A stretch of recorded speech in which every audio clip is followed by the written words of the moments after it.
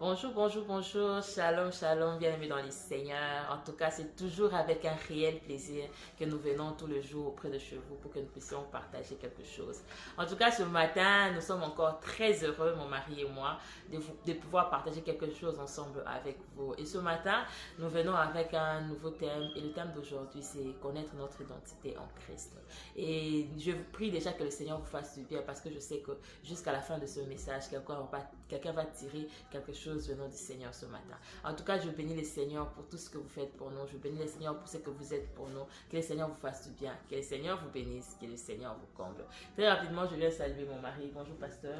Bonjour. Comment vous allez, pasteur? Très bien, par la grâce de Dieu. En tout cas, merci beaucoup, pasteur. Et ce matin, nous allons parler, comme je l'ai dit tout à l'heure, de notre identité en Christ. Pasteur, vous pouvez commencer à nous parler de ça. Oui, comme Omanadej vient de le dire, nous voulons parler de notre identité en Jésus-Christ. Notre identité, pourquoi? Parce que nous devons savoir qui nous sommes par rapport à ce Dieu que nous prions chaque jour. C'est tellement important de savoir votre position par rapport à Dieu pour que vous soyez en mesure de marcher avec lui, de garder cette conscience pure en vous parce que vous savez qui vous êtes.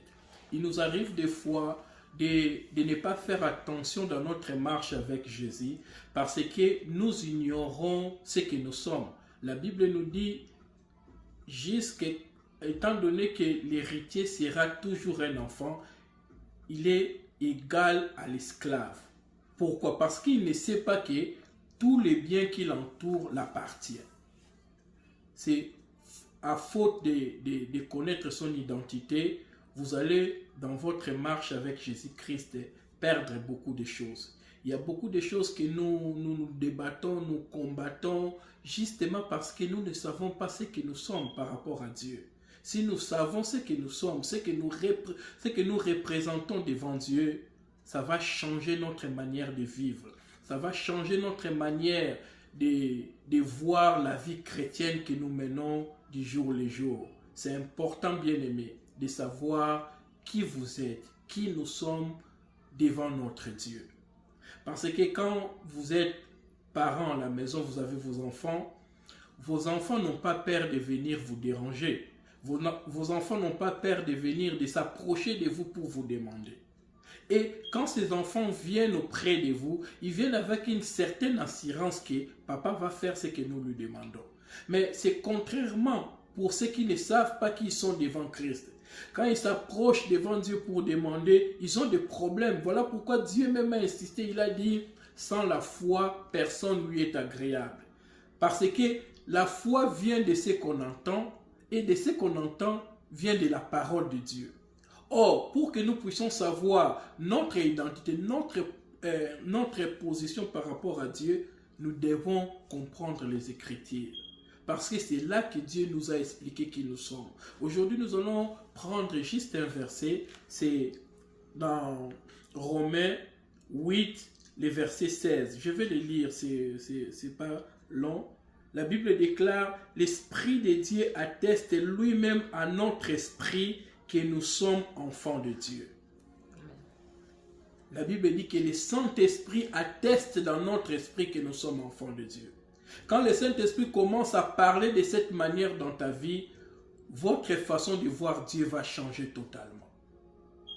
Il y a des choses il y a même des prières que vous n'aurez plus à faire dans votre vie. Parce que vous êtes tellement conscient que tout ce que Dieu fait pour vous, tout ce qui vous arrive, Dieu cherche toujours le bonheur pour vous.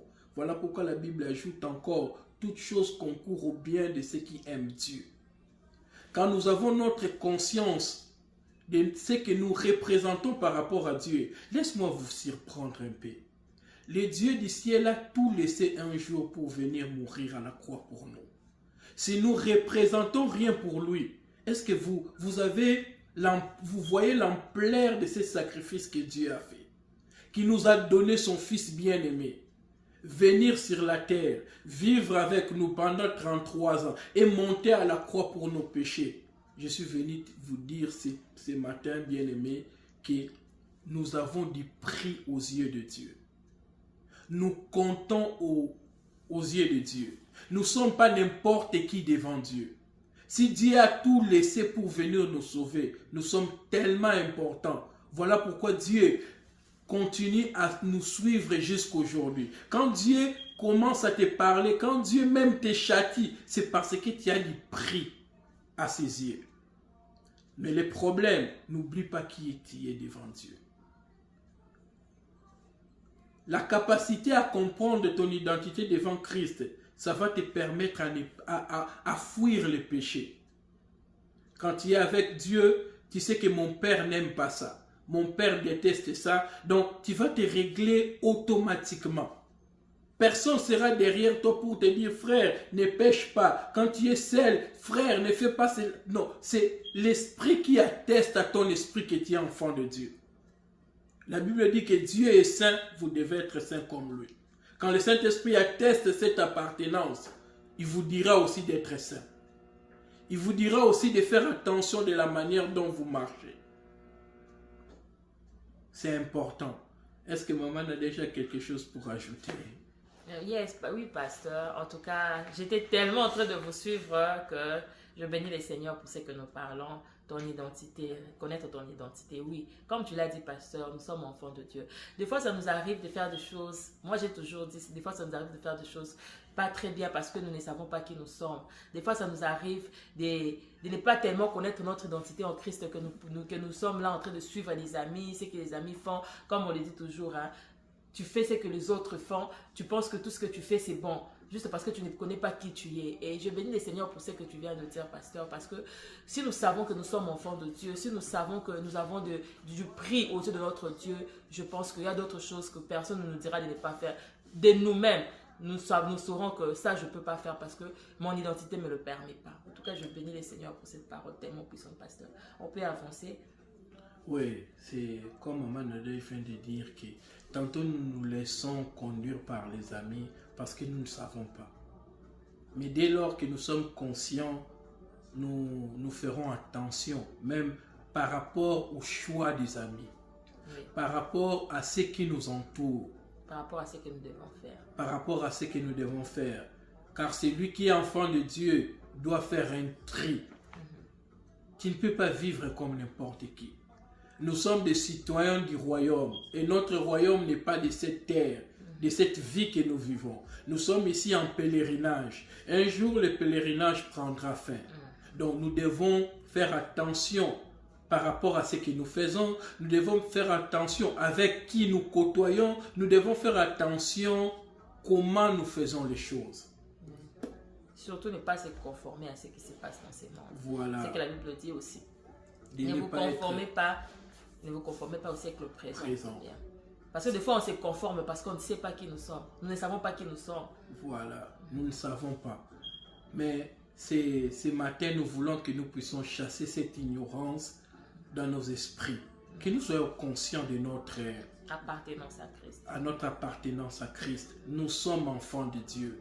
Quand tu marches, dis-toi que c'est pour moi que Christ a donné sa vie. Amen. Christ était venu pour moi. Quand tu auras des problèmes dans ta vie, dis-toi que le Dieu du ciel avait tout abandonné pour moi et il ne va rien me refuser.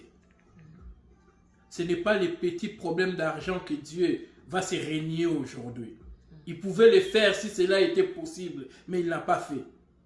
Il était venu à notre secours. Et il continue. Lui-même, j'aime Jésus-Christ. Avant de partir, il a dit quelque chose de merveilleux. Il a dit que je serai avec vous jusqu'à la fin du temps. Il nous a promis de rester là. Parce que nous avons du prix à ses yeux.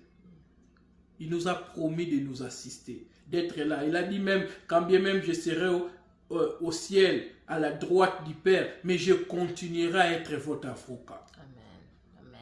Il continue. C'est merveilleux d'avoir Jésus-Christ dans notre vie. C'est vraiment merveilleux. Voilà pourquoi nous vous appelons à réformer votre intelligence, à renouveler votre intelligence, à savoir que nous sommes enfants de Dieu. Ce n'est pas ce que je vis qui influence ou qui détermine mon identité. Non, mon identité est par rapport à Jésus-Christ. Je l'ai accepté et aujourd'hui je suis enfant du royaume de Dieu. Ce n'est pas ce que je vis qui détermine ce que moi je suis. Non. Les problèmes peuvent arriver, mais tu dois savoir que ce sont des problèmes temporels. Ça va passer. Les difficultés peuvent arriver. Ces difficultés passera certainement.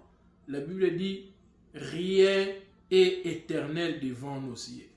Toute chose passe.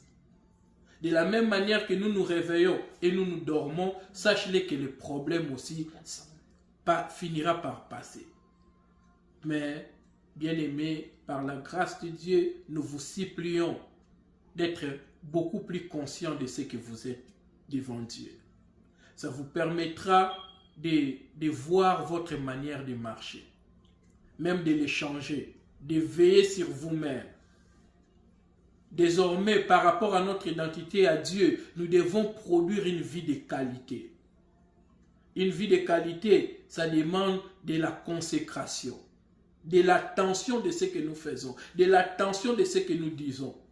Ne nous laissons pas influencer par tout le monde, mais soyons influencés par la parole de Dieu, par l'Esprit en nous. Que Dieu nous fasse grâce. Je crois que nous avons beaucoup de choses à dire sur ce sujet, mais faute de temps,